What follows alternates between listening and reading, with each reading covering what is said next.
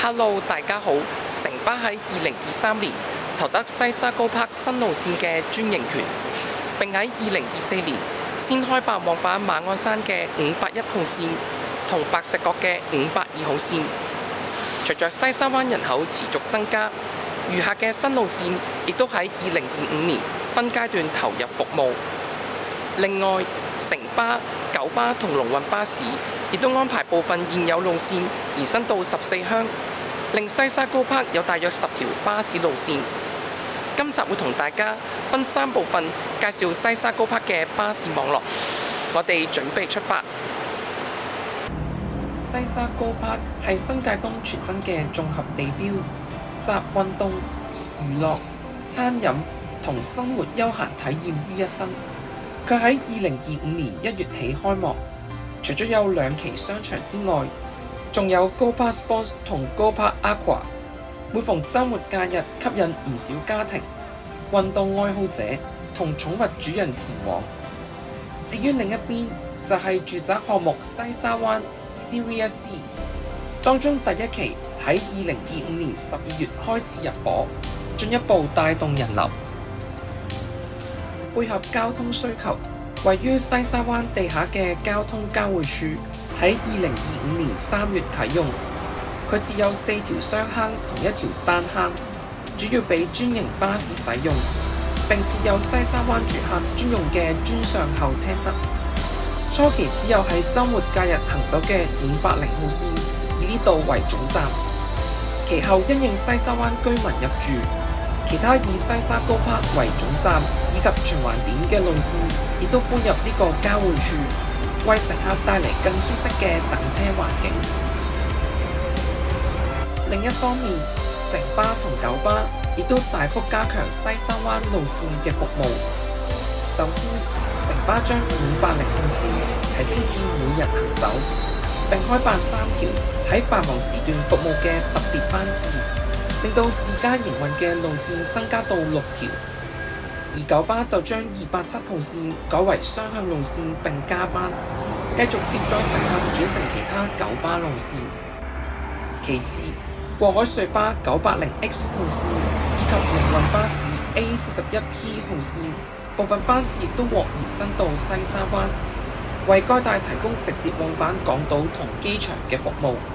接下嚟將會逐一介紹。縱觀整個西沙高柏嘅巴士網絡，鐵路接駁線可以話係重中之重，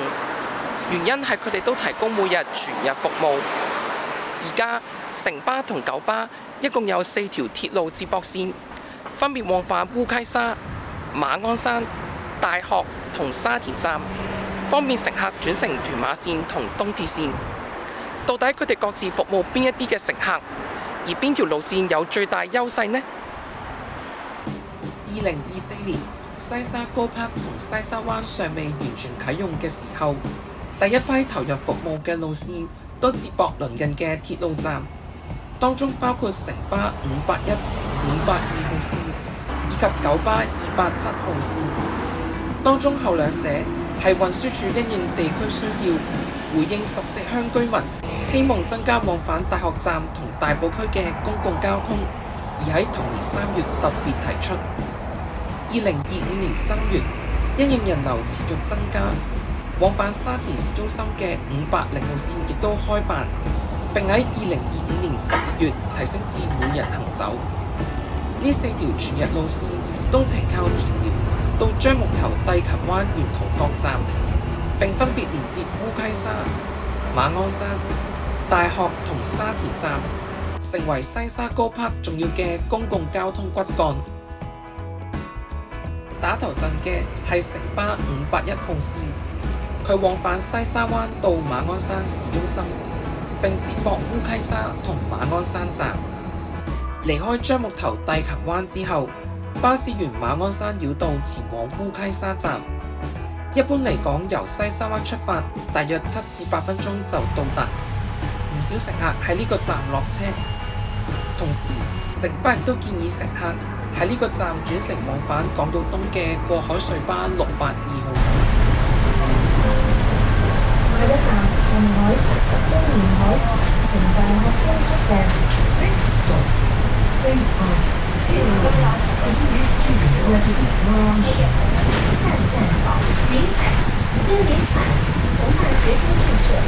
另一方面，581號線亦都途經馬鞍山多個屋苑同商場，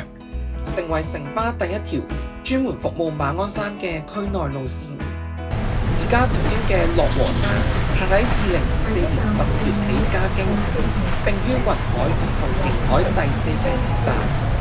呢個安排同時加強樂和沙嘅對外接駁服務。之後，路線依次途經利安村利榮樓、烏溪沙村同富寶花園，最後抵達馬鞍山市中心總站。乘客可以前往馬鞍山站轉乘鐵路。呢一程581號線全程用咗大約15分鐘，而一般情況下，路線使用3部雙層巴士。第二條路線係城巴582號線，亦都係目前以循環線形式運作嘅城巴西沙路線。佢以白石角為起點，途經創新路、香港科學園同大學站之後，就取道大老山公路前往錦駿苑，繼而返去馬鞍山繞道前往14鄉。至於往白石角方向，巴士離開樟木頭帝琴灣之後，更加直達大學站。根據某次乘搭嘅觀察，巴士由樟木頭帝琴灣前往大學站大約需要7分鐘。而城巴亦都提供西沙灣往返大學站嘅9個7雙向分段收費，全程收費就係12個3。一般嚟講，582號線全程大約55分鐘，並使用3至4部雙層巴士。至於同城巴582號線一齊開辦嘅九巴287號線，雖然同樣接駁大學站，但走線卻同前者大相徑庭。路線喺樟木頭帝琴灣之後，依次途經利安村、錦龍苑、錦英苑同馬鞍山路，同時來回程唔進入烏溪沙站，以避免同城巴581號線重疊。採用呢一種走線之下，287號線由樟木頭帝琴灣前往大學站，大約需要13分鐘，較582號線多接近1倍。不過，路線喺錦英路同馬鞍山路成功吸納部分乘客，原因相信係因為比87K 號線較快往返大學站。287號線單程大約20分鐘，並按班次密度使用2至4部雙層巴士。最後一條路線係喺2025年3月開辦嘅城巴580號線，往返西沙灣同沙田市中心，並途經沙田圍。路線離開西沙路之後，就沿馬鞍山繞道、馬鞍山路、大老山公路同沙礫公路直接前往市區。城巴宣傳由樟木頭帝琴灣前往市區第一個站沙田圍新村，只係需要10分鐘。而根據多次乘坐嘅經驗，平均所需時間大約係8分鐘。其實除咗喺沙田市中心前往沙田站之外，乘客亦都可以喺沙田圍新村步行300米到屯馬線沙田圍站。交通暢順之下，580號線單程大約20分鐘，全程收費8個1，並使用3至4部雙層巴士。介紹完各位選手之後，咁到底邊條路線可以成功爆出呢？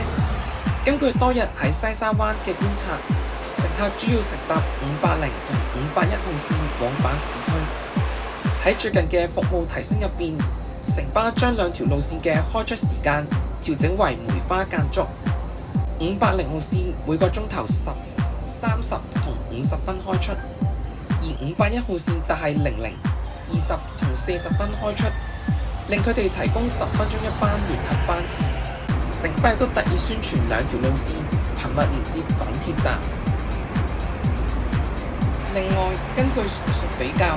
，581號線唔單止最快接駁鐵路站，而且亦都途經馬鞍山市中心嘅商場，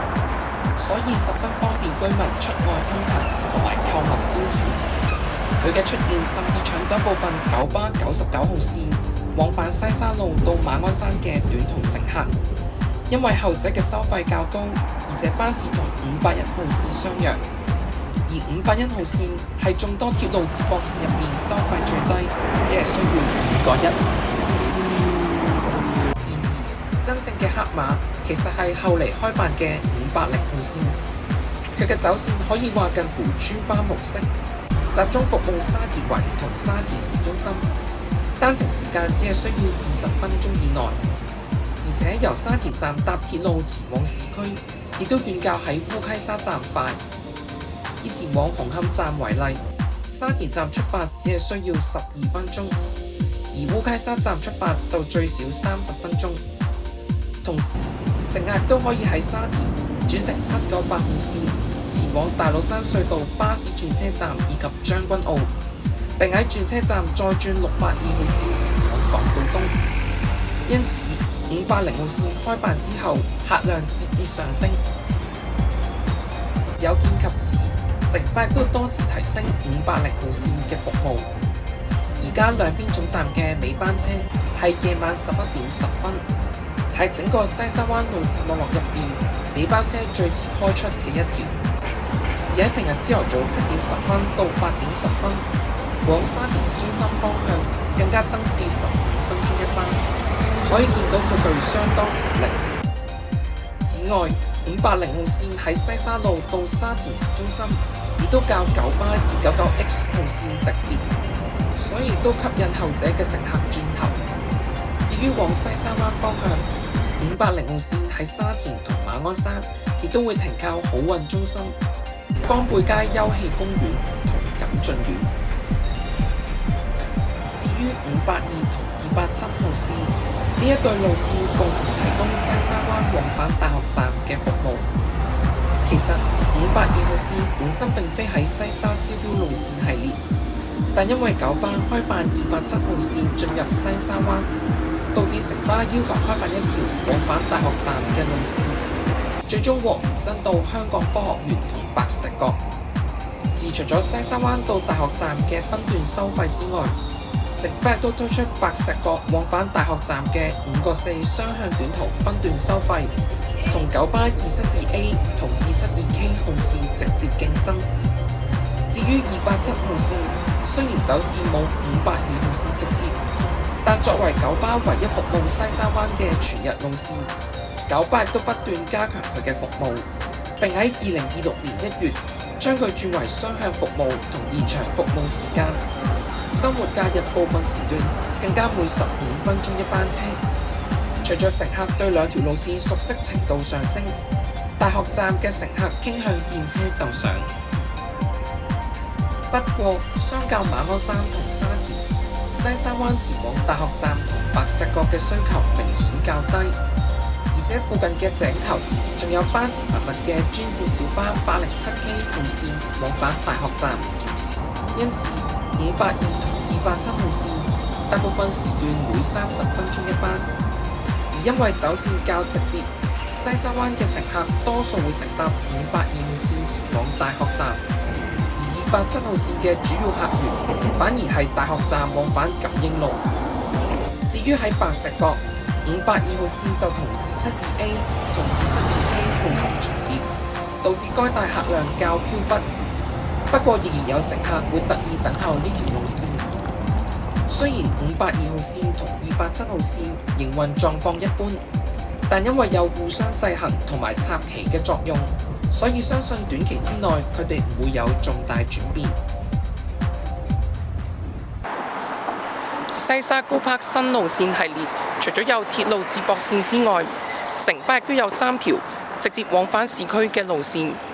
佢哋分別連接荃灣、尖沙咀同九龍灣。目前平日每個方向各開一班車，以照顧西沙灣同14鄉返工乘客嘅需要。接下嚟就會介紹呢3條新路線，並且分析佢哋帶嚟嘅新客源以及面對嘅挑戰。城巴喺2025年12月將餘下3條西沙招標路線開辦，進一步擴展版圖。呢3條路線分別係往返荃灣站嘅586號線，往返尖沙咀摩地道嘅587號線，以及往返九龍灣嘅589號線。當中586同587號線更加同時途經大圍、而589號線就取道大老山隧道往返九龍東。城巴將呢3條路線宣傳為通勤之選，而佢哋嘅走線亦的確為上班人士度身訂造。首先介紹嘅586號線，佢以九龍西同荃灣為服務範圍，並同時係第一條城巴路線，以荃灣站為總站。586號線喺平日朝頭早7點50分開往荃灣站，並喺下晝6點提供回程服務。喺荃灣站總站，佢嘅站位設於最外邊嘅入站通道。然而拍攝當日，因為入站通道有工程，所以轉用旁邊供直通巴使用嘅車坑。負責呢個班次嘅巴士會喺開出前大約10幾分鐘抵達等候，而巴士車頭嘅顯示屏列出大圍同西沙。離開荃灣站之後，巴士沿大河道前往沙咀道，並依次停靠大河道、大輪子夫人診療所、寶石大廈同明日居。當中沙咀道嘅站位大致依照930同930X 號線，然後巴士轉出德士古道，並且上公路前往美孚同長沙灣。一般嚟講，往返大圍到荃葵會取道較直接嘅城門隧道，然而586號線卻使用青沙公路並加經長沙灣同美孚。有意見認為呢個係避開同樣服務西沙路嘅九巴40E 號線。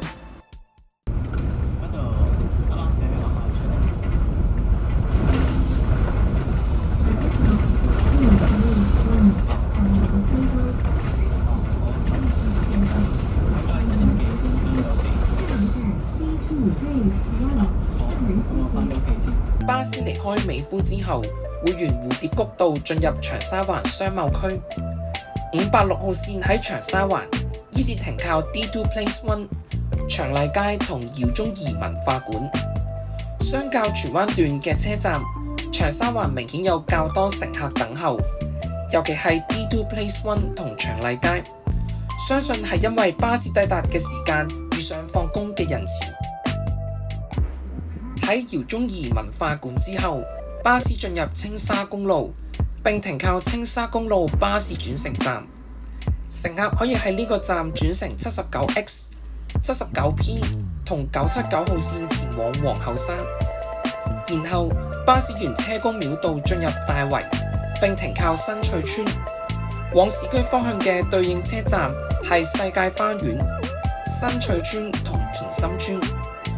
最後巴士駛入獅子山隧道公路，並沿沙礫公路、大老山公路同馬鞍山繞道前往西沙路。呢一程586號線用咗大約68分鐘抵達西沙灣總站。接下嚟介紹嘅587號線，佢以尖沙咀為服務範圍，去程途經九龍站，回程就途經油麻地同佐敦。587號線喺平日朝頭早7點40分開往尖沙咀摩地道，以及下晝6點15分提供回程服務。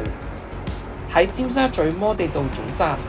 ，587號線同另外兩條城巴自家營運嘅790同973號線使用同一個站位，因此負責呢個班次嘅巴士需要等兩條路線對上嘅班次開出之後，先至駛往站位準備接載乘客。離開尖沙咀摩地道之後，巴士沿漆咸道南同梳士巴利道前往彌敦道，並依次停靠九龍酒店、九龍清真寺、柏麗購物大道、柯士甸道同九龍中央郵政局。由於回程方向柏麗購物大道之後，彌敦道唔可以左轉柯士甸道，所以巴士必須繼續向前行，直到眾坊街嘅街口，從而令路線服務油麻地。喺離開市區之前，巴士亦都會停靠柯士甸站，然後就沿連翔道同青沙公路前往青沙公路巴士轉乘站。之後嘅走線同586號線相同。呢一程587號線用咗大約53分鐘抵達西沙灣總站。第三條路線589號線，佢以觀塘同九龍灣商貿區為服務範圍，而路線九龍灣嘅總站實際位於偉業街，去程名稱為德福大廈，而回程名稱就係德福廣場。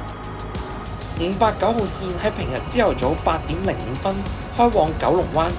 以及下晝6點提供回程服務。喺德福廣場呢個站嘅位置相對偏僻，而且因為只有589號線使用，所以基本上唔會有人特意經過。而負責呢個班次嘅巴士就係開車前大約10分鐘抵達，乘客亦都喺巴士到達之後陸續排隊等上車。離開德福廣場之後，巴士一直沿偉業街前往觀塘商貿區，並依次停靠順業街、麗業街、巧明街同駿業街。雖然589號線喺市區只有幾個站，但由於遇上放工人潮，所以各個站都有乘客上車。之後，巴士由偉業街轉入觀塘繞道，並前往大老山隧道。乘客可以轉乘682號線前往馬鞍山、烏溪沙，以及798號線前往沙田同埋火炭。最後589號線沿大老山公路前往馬鞍山繞道，然後依照586同587號線前往西沙灣總站。呢一程巴士全程用咗大約50分鐘。從上述可見，呢3條路線都各自吸納新客源。而根據嗰3程車嘅觀察，586同589號線嘅表現較好。然而，佢哋目前只係提供來回程各1班車，同招標時提及嘅來回4班車有明顯距離。而且上一部分提到嘅580、581、582同287號線，佢哋提供全日接駁鐵路站嘅服務，相較嗰3條路線有較大彈性，所以相信呢3條路線短期之內較難提升至指定時段行走。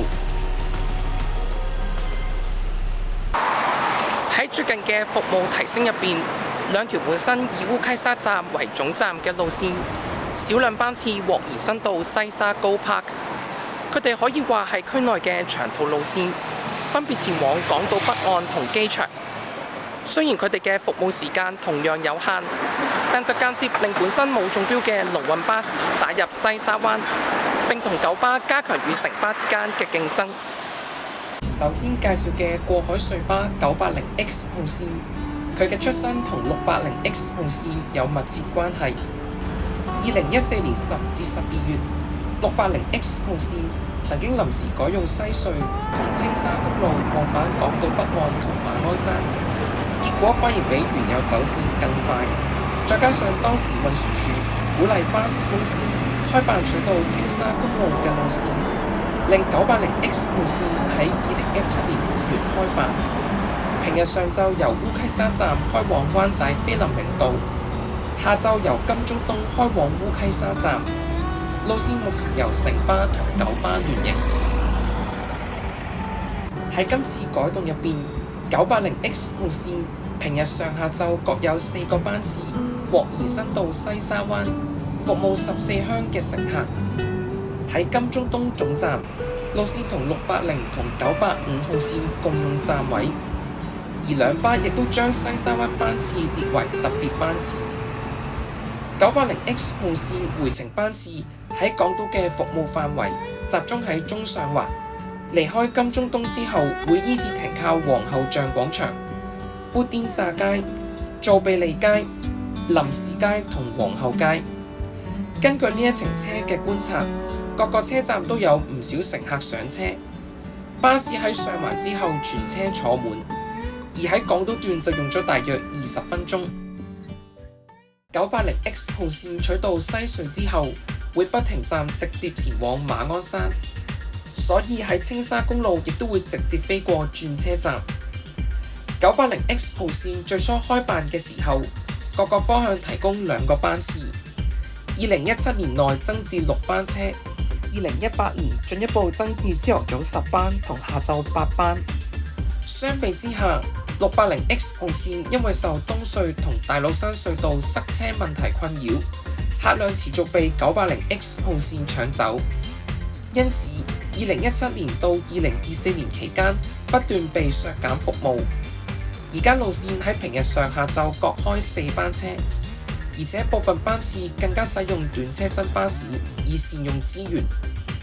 巴士由上環前往馬鞍山第一個站耀安邨用咗大約半個鐘。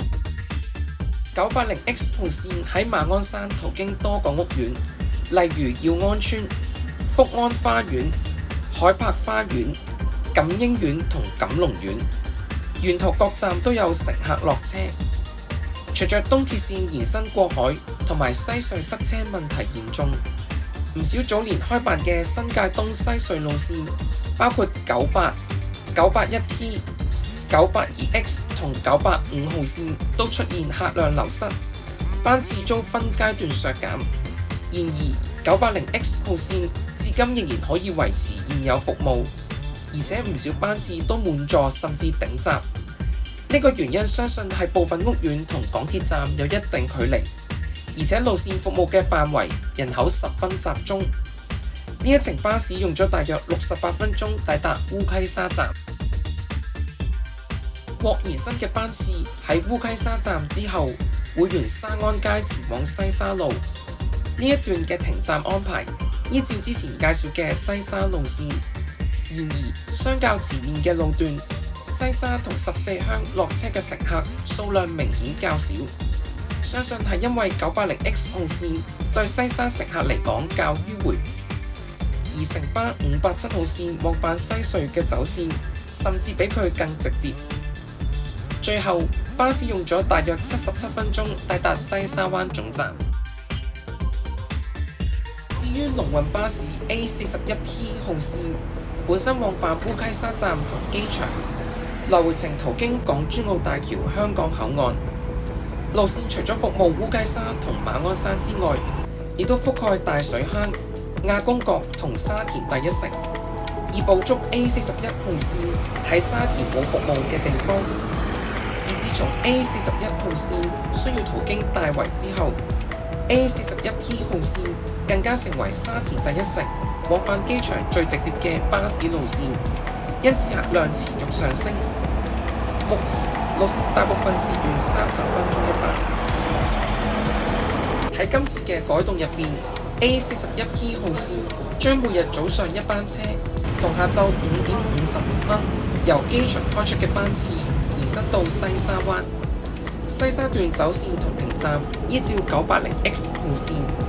某個星期日嘅下晝，我喺機場地面運輸中心乘坐 A41P 號線嘅特別班次。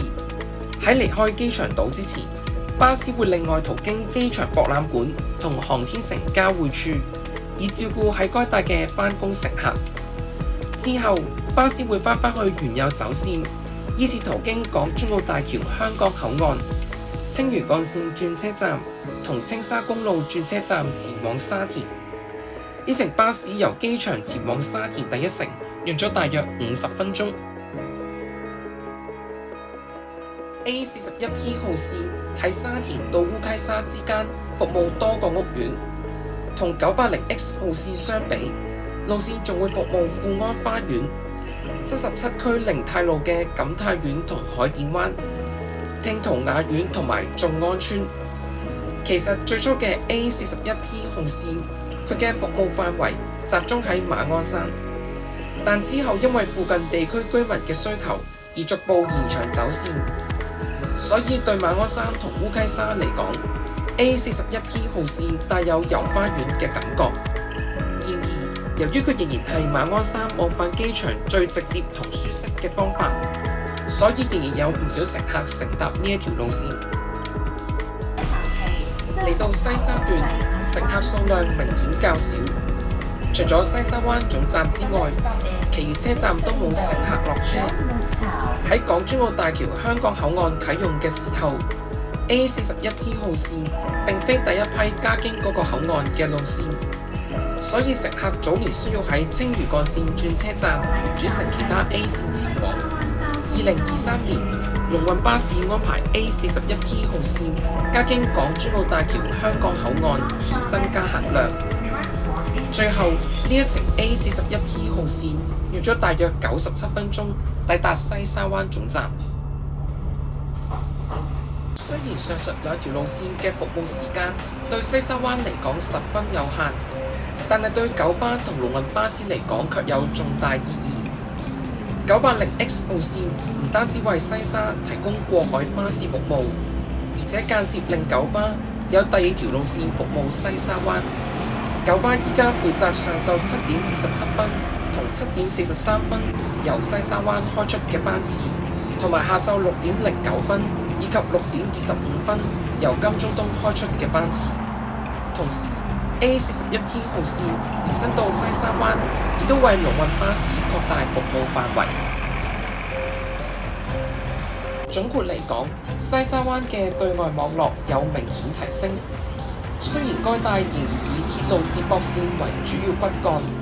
但同時亦都開始嘗試拓展直接往返市區嘅路線，等乘客有更多選擇。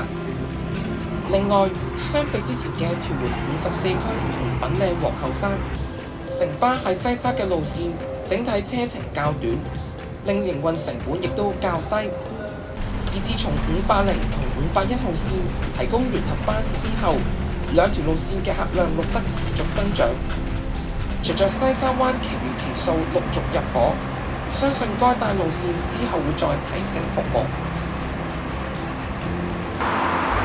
今集嘅內容大概嚟到呢一度，記得 comment、like、share 同埋 subscribe金堅陽靈物語通金加嚟個鐘仔。我哋下次再見，拜拜。